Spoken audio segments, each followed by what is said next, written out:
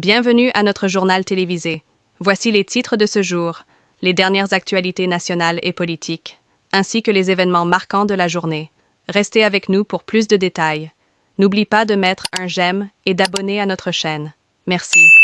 Bienvenue. Mbola tsara sika jiaby miarahaba to koranandry akorsa orlie toy izao indray ny fakafaka tsangan-javam-piarahamonina niseho androany. Resaka momba ny lay mpanakanto vehivavy malagasy Meza izy ity. Tantona arigina tanteraka ireo mpakafy ity mpihira malagasy ity raha nahita ny fiparitahan'ny video mampiseho ny firaisana ara-nofo nataon'olon-droa azy tao anaty fiara izay miparitaka tokoa androany tontolo. Raha ny fahitana ity mpanakanto ity dia toy ny olona mamo ka tsy mahatsiaro ny tenany. Teo koa anefa no nilaza fa tsy mamo izy. Teo koa anefa no nilaza fa voa droge izy ka tsy tompony tenany. Ny mahagaga anefa hoy ny sasany dia na droge ara ve dia afaka nandray tsara ilay fitaovam-pananahan'ilay lehilahy anankiray izy no toan'ny olona mankafy. Ny zavatra mampalahelo anefa dia izao, olona manana vady, manana zanaka ity olona ity, manana anadahy, marobe raha ny fianakaviany misehatra ny zotra sosialy, kanefa dia tsy nahasakana ireto olon-dratsy na havanona nanao ity fanolanana akolaka ity, ny fanehoana izany tao amin'ny tambazotra maro samihafa. Na ny reniny Meizaza moa dia namoaka tao amin'ny pejy Facebook hoe ho avoakany ny tarehan'ireto lehilahy na havanona izao, toetra mamoetra izao. Araky ny tsilotsofina eno tamin'ny olona akaiky an'ity mpanakanto ity dia toa hoe nodrogena izy ka noararotiny reto olona roa lahy reto izany fahamamony izany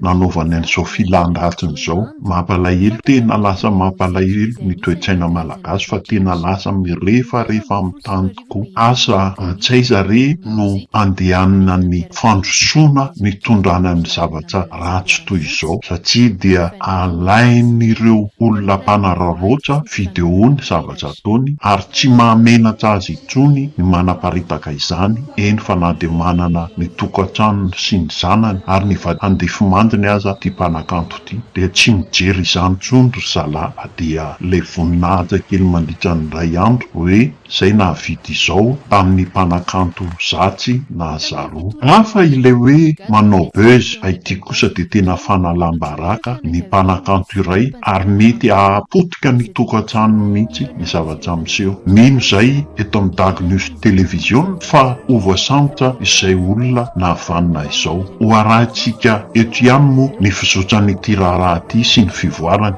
Nalefa eny amin'ny fondan'ny Ambalatavoangy androany kosa ireo tovolahy roa lahy namono any Tokolataina ao Ambolo-Madinika iny. Samy miaro ny tenany ary samy mailaotrano fa ny ratsy kely lalany. Veloma vetivety indray to.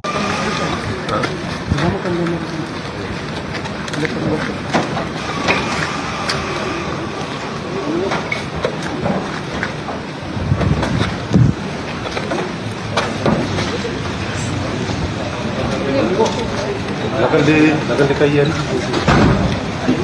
Kayak ano kalau besar jadi yang di sentuh